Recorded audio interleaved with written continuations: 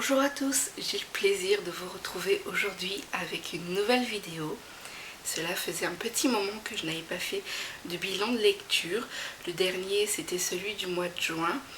Et puis j'ai arrêté ce genre de vidéo parce que je ne voulais plus avoir de rendez-vous fixe comme pour les nouvelles acquisitions que je faisais à la fin du mois. Et donc mes bilans de lecture que je publiais le premier de chaque mois. Alors j'ai pris la décision de ne plus avoir de rendez-vous fixe, que ce soit pour les acquisitions ou pour les bilans de lecture. Ils arriveront au feeling, selon mes humeurs, mes envies, pour garder un blog 100% plaisir et zéro contrainte. Alors aujourd'hui je vous retrouve avec une vidéo bilan de lecture pour faire un peu le point sur ce que j'ai lu cet été, donc durant le mois de juillet et d'août. Alors, j'ai lu Un petit harlequin, une passion citron vert. J'ai craqué sur la couverture, donc ce fut une lecture agréable comme tous les harlequins. Voilà.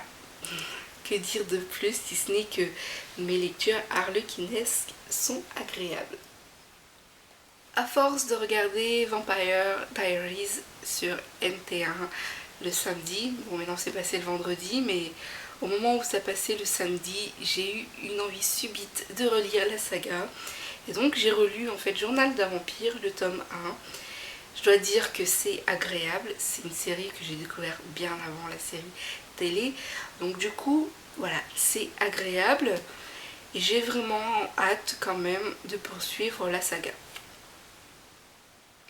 A noter que je suis quand même super accro à la série télévisée. Je ne me lasse pas de regarder Vampire Diaries.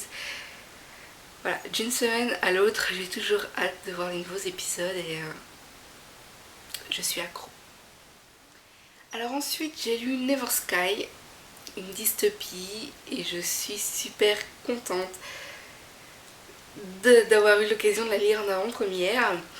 C'est une très belle découverte et encore une série de plus au compteur. Mais bon, au point où j'en suis, je ne les compte plus. Seul le plaisir compte et je vous recommande chaudement cette nouvelle série. Ensuite, j'ai eu le plaisir de relire La confrérie de la Dague Noire, le tome 3, parce que je l'avais lu en lecture commune avec Mani. Je ne l'avais pas chroniqué parce que je manquais de temps. Et je suis vraiment accro à cette série et j'avais envie de la relire pour pouvoir la chroniquer et pouvoir reprendre la saga, enfin en tout cas lire le tome 4. Je me languis. Du coup c'est chose faite, c'est enfin chroniqué et pour moi jusqu'ici c'est le meilleur tome pour le moment.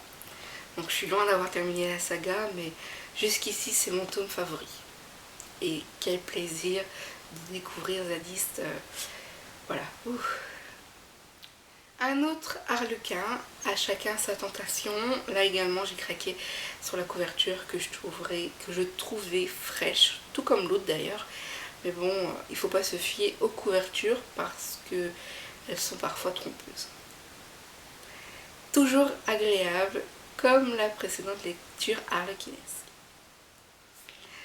Alors ensuite j'ai eu le plaisir de découvrir Légende, donc une nouvelle série qui va apparaître chez Castlemore. Et là aussi une nouvelle saga, nouvelle addiction entre guillemets, puisque c'est pas aussi fort que la confrérie, etc. Mais franchement j'aime beaucoup cet univers. Tout comme Never Sky, ce sont de très belles découvertes et je ne peux que vous les recommander toutes les deux. Et puis ensuite j'ai lu deux harlequins, l'un à la suite de l'autre. Donc ce sont deux livres doubles de la collection Black Rose que j'ai chroniqués ensemble parce que j'éprouve de plus en plus de difficultés à chroniquer mes lectures dans le cadre du cercle harlequin. J'ai l'impression de me répéter à chaque fois dans chaque chronique parce que pour moi, comment dire, il y a des similitudes dans chaque lecture, c'est juste le contexte qui est différent. Du coup j'ai un peu innové, puis j'ai fait une chronique 2 en 1 pour ces deux lectures. Alors c'est franchement ma collection préférée, mis à part Darkis bien sûr, mais Black Rose est ma seconde collection préférée chez Harlequin. Ça mêle mystère, suspense, des petites enquêtes en plus des romances, et je trouve ça franchement bien fichu. Ensuite, j'ai lu 2 livres que j'avais empruntés à la bibliothèque. Il s'agit de Pourquoi moi,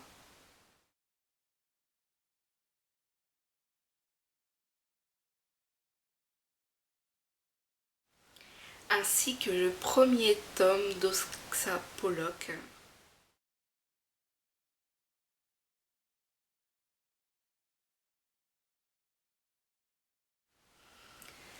Donc ce sont franchement de belles découvertes. C'était que du plaisir tout simplement, et je dois dire que le premier tome d'Oxa Pollock est une très belle découverte. Ça faisait super longtemps que j'étais attirée par cette saga et je regrette pas du tout. Pour moi, c'est une excellente aventure fantastique et j'ai vraiment hâte de pouvoir la poursuivre. Et cela ne devrait pas trop traîner puisque ma médiathèque possède tous les autres tomes, donc je vais vraiment la poursuivre rapidement. En tout cas, ce sont 2 très belles découvertes. Et que dire, voilà, je suis franchement contente de mes lectures. Tous les livres que je vous ai présentés sont chroniqués sur le blog ou sont à venir. J'ai un petit peu de retard de ce côté-là, mais ils sont chroniqués ou sont sur le point de l'être. Et là, je vais vous présenter des lectures que j'ai eu le plaisir de découvrir, mais les chroniques ne sont pas prévues pour tout de suite. Alors, tout d'abord, il y a quelque temps, je vous ai fait un zoom sur un livre qui s'appelle « Dis-moi que tu m'aimes ». Et je l'ai reçu en livre voyageur de la part du blog L'Odyssée littéraire des vies. Et je dois dire que tout ce que je vous ai indiqué dans mon zoom s'est révélé être exact. Ce fut un coup de foudre monumental et encore mes mots sont faibles pour exprimer à quel point j'ai adoré. J'ai adoré au point que j'envisage de l'acheter parce que j'adore. À l'issue de ma lecture, j'ai appris que c'est une trilogie. Donc Dis-moi que tu m'aimes est le premier tome d'une trilogie. Et voilà, j'ai envie de l'acheter en français, donc c'est prévu voilà, quand je le pourrai.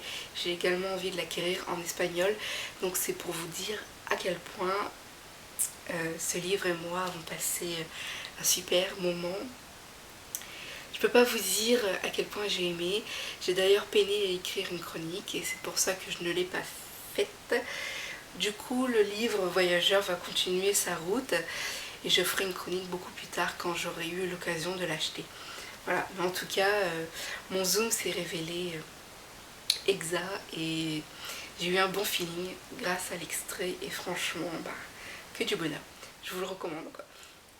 Alors ensuite, j'avais envie de lire, je savais pas quoi lire, j'avais besoin de lecture, comment dire, qui me change les idées, pas trop triste. Et puis je me suis lancée dans Demon Inside, le tome 1, et voilà quoi. Alors par la suite, problème, je savais pas quoi lire. C'est assez paradoxal quand on a une palle qui déborde, on ne sait pas quoi lire. Donc je me suis posée devant et j'ai sorti Vampire City. Franchement,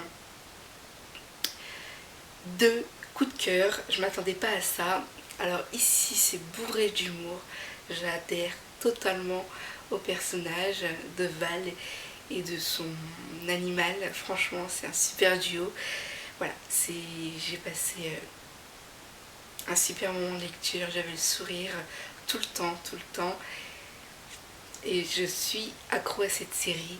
Et Vampire City, j'en entendais un peu parler, il me tente depuis super longtemps, je n'avais pas eu encore l'occasion de me lancer. Et voilà, depuis quelque temps je me dirige vers mes lectures au feeling et là ça a été 2 super feelings, 2 lectures coup de cœur. deux séries que j'adore, je suis accro et j'ai vraiment hâte de poursuivre. Donc je ne les ai pas chroniquées parce que déjà je suis un petit peu en retard et que j'aimerais me mettre à jour. Et puis le problème c'est que j'ai tellement de séries en cours et que je n'ai pas les suites à ma disposition. Donc du coup j'essaye de me mettre à jour et je chroniquerai ces deux livres au moment où je pourrai m'offrir les suites en fait pour pouvoir les poursuivre à cœur perdu.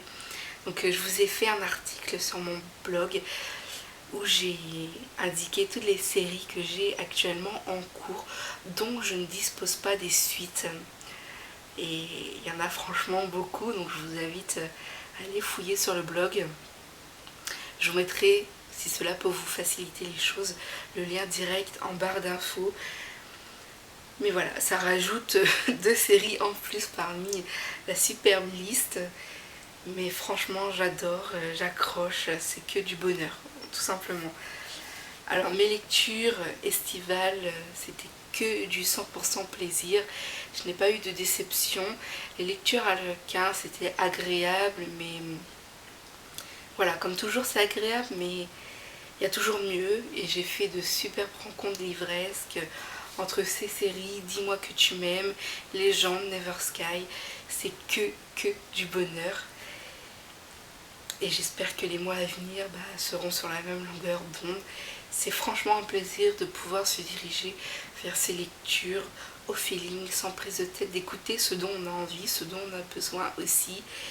Et c'est ce que j'ai fait. Et quand vous voyez le résultat, des coups de cœur qui s'enchaînent, de belles découvertes, de superbes rencontres avec les personnages, franchement, c'est topissime.